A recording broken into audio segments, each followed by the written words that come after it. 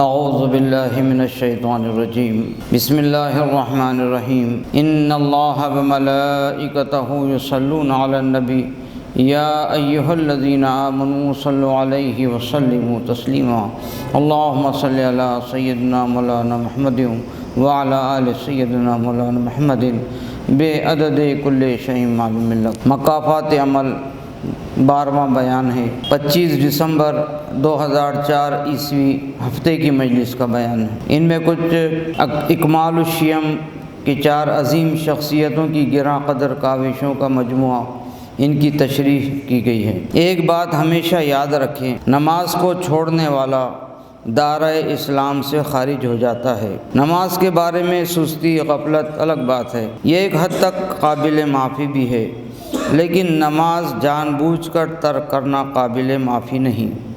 قیامت میں بندے سے سب سے پہلے پرسش پوچھ ہوگی نماز کے بارے میں۔ 5 وقت کی نماز فرض ہے، فجر کی 2 رکعت، ظہر کی 4، عصر کی 4، مغرب کی 3 اور عشاء کی 4، اس طرح 17 رکعتیں فرض ہیں، اور وتر کی رکعت 3 واجب ہے۔ پھر شامل کر لے تو جملہ 20 رکعتیں ہیں۔ اب آپ نے سنتیں بھی پڑھی، نفل بھی ادا کیے، تو پوری لائف کی، پوری زندگی کی جو نمازیں ہیں اس میں کوئی کمی واقع ہوتی ہے تو ان سنتوں اور نوافل کو شمار کر لیا جائے گا۔ نماز فرض عین ہے، ہر حال میں لازم ہے، اس کے بغیر چارہ نہیں۔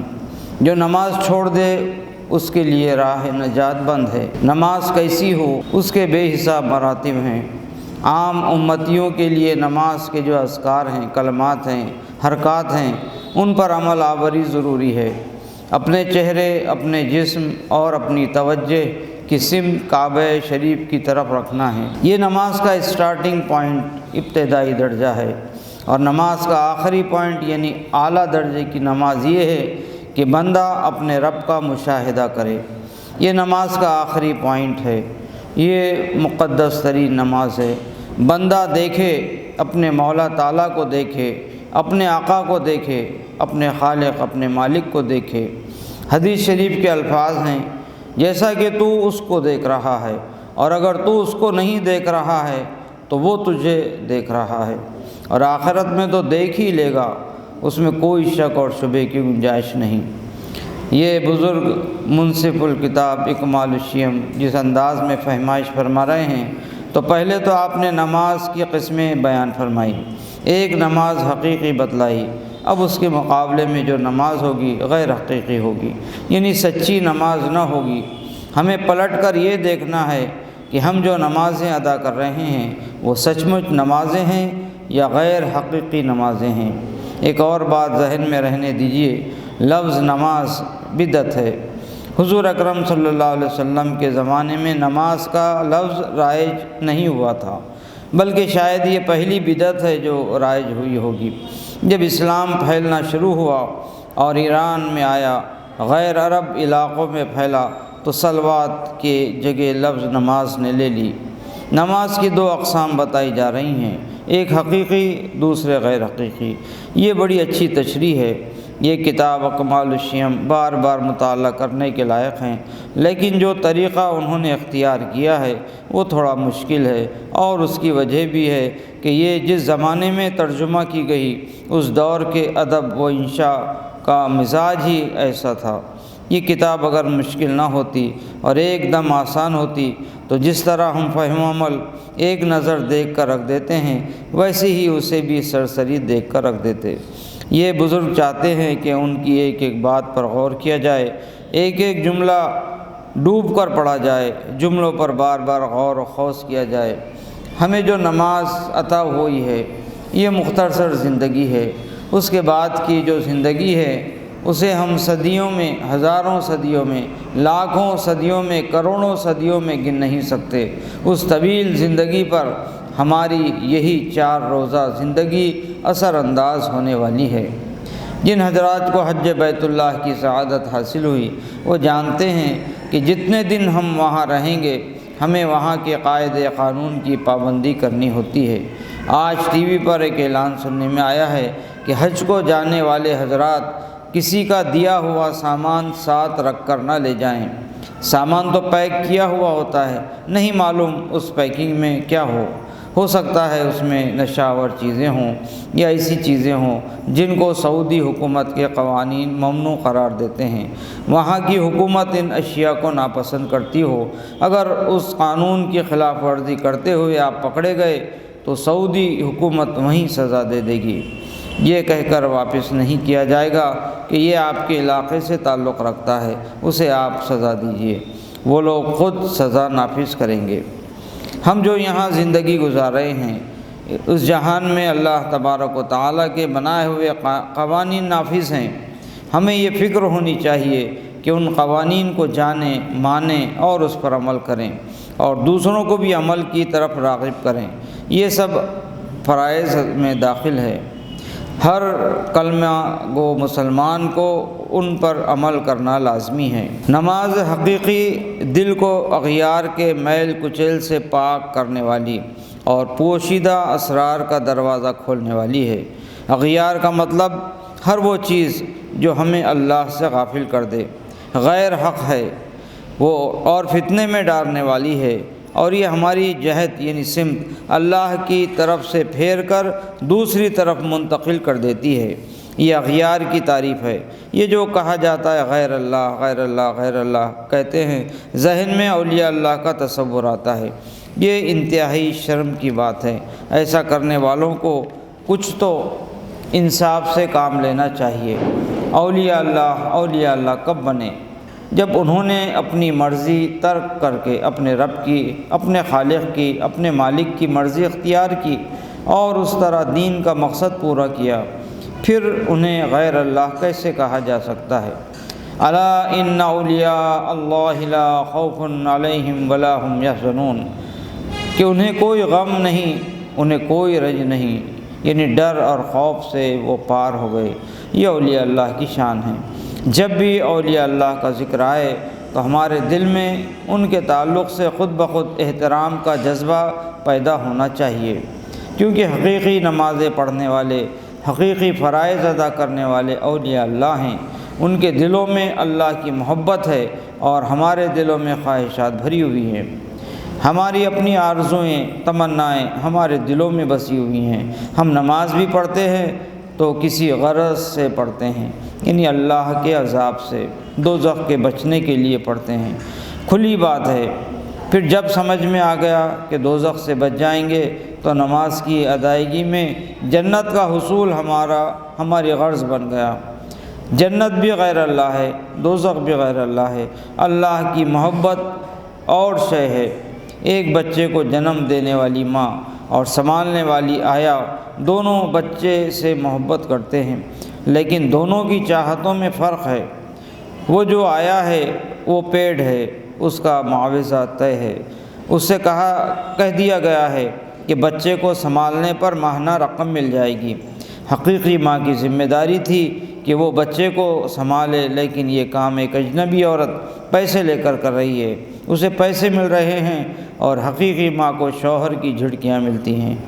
محبتوں میں تو فرق رہے گا ہی۔ بچے کی ماں شوہر کی جھڑکیاں سن کر بھی اپنی اولاد کو جتنا چاہتی ہے، ایک اجرت پانے والی خادمہ نہیں چاہ سکتی۔ اسی طرح ہماری نمازوں میں اور اہل اللہ کی نماز میں فرق ہے۔ ہم جو نمازیں پڑھ رہے ہیں یا تو یہاں کے فائدے کے لیے پڑھ رہے ہیں یا وہاں کے فائدے کے لیے پڑھ رہے ہیں، اور اولیاء اللہ کا یہ حال ہے کہ وہ سر سے پیر تک اللہ کی محبت میں ڈوبے ہوئے ہیں۔ ان کی نماز، ان کے روزے، ان کی عبادت سب اللہ کی طلب کے لیے ہیں۔ ہمارے دل میں بھی یہی آرزو، جستجو اور تڑپ رہنی چاہیے کہ اولیاء اللہ کی ان نمازوں کا صدقہ ہمیں بھی مل جائے۔ آمین۔ خاصگان خدا کی جو نمازیں ہیں، اللہ کو چاہنے والوں کی جو نمازیں ہیں، ان کا صدقہ اتارا ہمیں مل جائے۔ یعنی جب ہم اخلاص سے نماز پڑھیں گے تو بہت سارے تقدیری امور خود بخود آہستہ آہستہ کھلتے چلے جائیں گے۔ کوئی بے روزگار رزق کی تنگی کا شکار ہے، اس کی الگ سوچ ہے۔ کسی کے پاس رزق کی فراوانی ہے، وہ آخرت سے غافل ہے۔ رزق کی تنگی میں صبر کرنا اور آخرت پیش نظر رکھنا اور رزق کی فراوانی میں شکر ادا کرنا اور آخرت کو پیش نظر رکھنا، اللہ کو یاد کرنا، یہ ایسے اسرار ہیں کہ جب ہم تنہائی میں ان پر غور کرتے ہیں اور نماز پر جمے رہتے ہیں تو یہ خود بخود کھلنے لگتے ہیں۔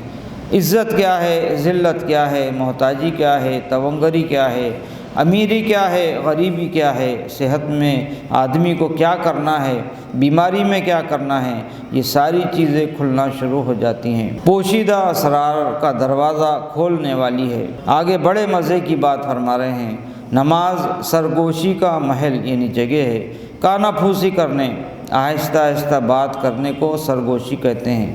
اپنا کوئی دوست، کوئی چاہنے والا، اپنے بچے کان کے پاس آ کر بیٹھ جاتے ہیں اور دھیمے لہجے میں آہستہ آہستہ بات کرنے لگتے ہیں، یہ محبت کا انداز ہے۔ یہ سرگوشیاں بھی محبت کا انداز ہیں۔ چیخ و پکار اور غیظ و غضب غصے کی علامتیں ہیں۔ محبت میں تو بس سرگوشیاں رہتی ہیں، اور جب محبت بھی بڑھتے بڑھتے ایک مقام پر پہنچ جاتی ہے تو یہ ہلکی ہلکی گفتگو، یہ سرگوشیاں بھی ختم ہو جاتی ہیں۔ اب صرف ایک دوسرے کو تکتے رہنے کا عمل جاری رہتا ہے، لفظ خاموش ہو جاتے ہیں۔ اس کیفیت کو حضرت مدنی صاحب قبلہ رحمۃ اللہ علیہ یوں فرماتے ہیں، گفتگو موقوف ہے، اب دیدہ بازی ہے فقط، منہ نہیں کہنے کو لیکن خاطر جاں شاد ہے۔ یعنی زبان سے کچھ نہیں کہا جا رہا ہے، آنکھوں سے آنسو ٹپ ٹپ جاری ہیں، بس اپنے محسن کو دیکھے جا رہے ہیں۔ تو یہ محبت کی انتہا ہے، اور عارف کامل کو، ولی حق کو یہ حالت نماز میں نصیب ہوتی ہے۔ زاں کے ترک تن بود اصل نماز، ترک خویش و ترک فرزند از نیاز۔ یعنی نماز میں تن کی جتنی خواہشات ہیں، ضروریات ہیں، ان سب سے فارغ ہو جاتا ہے اور اپنے خالق، اپنے مالک کی طرف متوجہ ہو جاتا ہے۔ وہ اپنی زبان، اپنے کانوں، اپنی آنکھوں پر نظر کرتا ہے۔ وہ غور کرتا ہے کہ زبان نہ ہوتی تو کیا کرتا، کان نہ ہوتے تو کیا کرتا، آنکھیں نہ ہوتی تو کیا کرتا۔ وہ سر سے پیر تک شکر میں ڈوب جاتا ہے۔ اس طرح نماز پوشیدہ اسرار کا دروازہ کھولنے والی، سرگوشی کا محل اور محبت اور اخلاص کی جگہ ہے۔ میدان کربلا میں سیدنا امام حسین علیہ السلام کے سامنے چاروں طرف خون ہی خون تھا، ان بابرکت شخصیتوں کا خون جو آپ کی گود میں کھیلے ہیں، جنہیں آپ نے چھوٹے سے بڑا کیا۔ ان شہیدوں کی لاشوں کے بیچ قاتل سے آپ کا یہ مکالمہ ہو رہا ہے کہ ذرا ٹھہر جاؤ، میں 2 رکعت نماز پڑھ لیتا ہوں۔ نماز میں سر کٹانا میرے بابا کی یادگار ہے، سر کٹانے سے پہلے مجھے نماز پڑھ لینے دے۔ نماز میں مجھے جو سکون ملنے والا ہے، وہ سکون نہ تو دے سکتا ہے، نہ تیرے لشکر میں شریک کوئی اور دے سکتا ہے۔ نماز اس طرح سرگوشی کا محل ہے، محبت اور اخلاص کی جگہ ہے۔ نماز میں قلوب یعنی دلوں کے میدان اسراروں کے لیے فراخ ہوتے ہیں۔ یعنی جو دل اللہ کی محبت سے بھر جاتا ہے تو اس دل کے لیے ایک کے بعد ایک قدرت کے پوشیدہ راز کھلنا شروع ہو جاتے ہیں۔ خیر کیا ہے، شر کیا ہے، تقدیر کیا ہے، عمل کیا ہے، یہ سب اسرار آہستہ آہستہ خود بخود کھلنے لگتے ہیں اور اس میں انوار کے ستارے جگمگا اٹھتے ہیں۔ اکمال الشیم کے مصنف تشریح فرما رہے ہیں کہ جو لوگ اللہ کے خاص بندے ہیں، ان کے قلوب ہر وقت اللہ کی یاد میں لگے رہتے ہیں، لیکن مخلوق سے ملنے جلنے اور طبعی ضرورتوں کے انجام دینے میں ایک نوع کی غفلت اور غیر اللہ کے ساتھ قلب کو ایک قسم کا علاقہ ہو کر کدورت ہوتی ہے۔ لیکن جب نماز میں مشغول ہوتے ہیں تو ان کی نماز اغیار کے میل کچیل سے ان کے قلوب کو پاک کر دیتی اور خالص حضوری ان کے مرتبے کے موافق میسر ہو جاتی ہے۔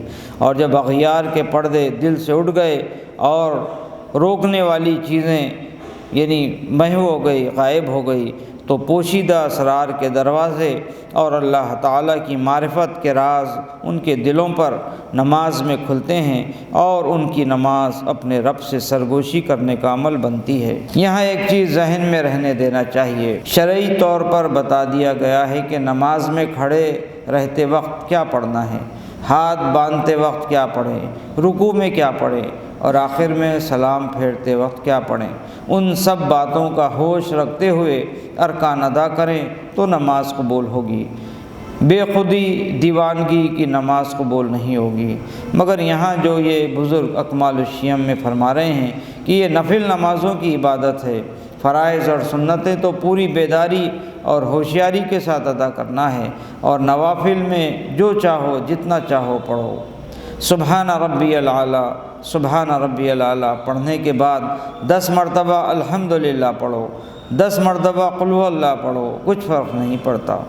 نفل نماز میں 2 سجدے کریں، 3 سجدے کریں، 6 سجدے کریں، مگر جہاں فرائض کا معاملہ ہے بتلائے گئے اذکار اور تعداد پر عمل کرنا ہوگا۔ حضرت سیدنا ابو ذر غفاری رضی اللہ تعالیٰ عنہ کا یہ حال بیان کیا گیا ہے کہ راستے پر لوگ چل پھر رہے ہیں، مویشی غلاظت کر رہے ہیں، اور آپ وہیں کھڑے ہو گئے اور سجدے شروع کر دیے۔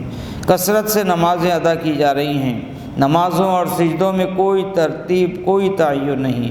کسی نے جگہ کے تعلق سے اعتراض کیا تو فرمایا کہ حضور اکرم صلی اللہ علیہ وسلم کے واسطے سارے مسلمانوں کے لیے اللہ تعالیٰ نے ساری زمین کو نماز کے واسطے پاک فرما دیا۔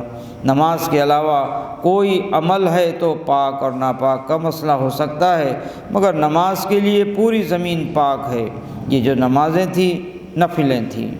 اس طرح نماز اپنے رب سے سرگوشی کرنے کا محل بنتی ہے اور اخلاص اور محبت سے پر ہوتی ہے۔ یہاں غیر اللہ کی مطلق گنجائش نہیں۔ بار بار عرض کیا جا رہا ہے، سمجھ لیں، ذہن نشی کر لیں تو ناچیز کے ذہن میں آپ لوگ الگ باہر بیٹھے ہوئے نہیں ہیں، ناچیز کے سامنے آئینے کی شکل میں ہیں، یہ سب آئینے رکھے ہوئے ہیں اور ناچیز خود کو ہی ساری باتیں سنا رہا ہے۔ یہاں جو کچھ بھی ہے اللہ ہی اللہ ہے، کوئی تھا نہ ہے نہ ہوگا، اللہ کا غیر تھا نہ ہے نہ ہوگا، تو جو کچھ ہے کیا ہے اللہ ہی اللہ ہے۔ ان کی نماز رب سے سرگوشی کا محل بنتی ہے اور اخلاص اور محبت سے پر ہوتی ہے۔ غیر اللہ کی مطلق گنجائش نہیں رہتی اور دلوں کے میدان اسرار الہی کے لیے فراخ ہو جاتے ہیں، کھل جاتے ہیں۔ تنگی یعنی رکاوٹیں ختم ہو جاتی ہیں، یعنی گھبراہٹ نہیں رہتی، اور ان حضرات کی نماز میں انوار ستاروں کی طرح چمکتے ہیں، یعنی اللہ تبارک و تعالیٰ کی تجلیات جو بندے پر مسلسل وارد ہو رہی ہیں، بندہ ان کا مشاہدہ کرتا ہے۔ آخر جملوں پر گفتگو ختم ہوتی ہے کہ ان حضرات کی نماز میں انوار ستاروں کی طرح چمکتے ہیں جن کا وہ دلوں کی آنکھ سے مشاہدہ کرتے ہیں۔ مقصود یہ ہے کہ ہر مومن کو چاہیے کہ ایسی ہی نماز پڑھنے کی کوشش کرے۔ بار الہ نماز کے یہ رموز و اسرار ہمارے دلوں پر بھی منکشف فرما دے، اور یہ جو کچھ پڑھا گیا ہے ان سے ہماری جانوں کو رنگین فرما دے۔ نماز میں سستی اور غفلت سے ہماری حفاظت فرما، اور عطا فرما ہمیں دنیا میں بھی بھلائیاں اور آخرت میں بھی بھلائیاں، اور ہمیں بچا لے دوزخ کے عذاب سے۔ آمین۔ ربی جعلنی مقیم الصلاۃ ومن ذریتی ربنا وتقبل دعا ربنا اغفر لی ولوالدی وللمؤمنین یوم یقوم الحساب۔ اے میرے رب، مجھے اور میری اولاد کو نماز قائم رکھنے والا بنا دے۔ اے ہمارے رب، تو میری دعا کو قبول فرما۔ اے ہمارے رب، مجھے بخش دے اور میرے والدین کو بخش دے اور دیگر سب مومنوں کو بھی بخش دے جس دن قیامت کے دن حساب کتاب قائم کیا جائے گا۔ وآخر دعوانا الحمدللہ رب العالمین۔ صلی اللہ تعالی علی خیر خلقہ ونور عرشہ محمد وعلی آلہ واصحابہ وازواجہ وذریاتہ واہل بیتہ واحبابہ اجمعین برحمتک یا ارحم الراحمین۔ لا الہ الا اللہ۔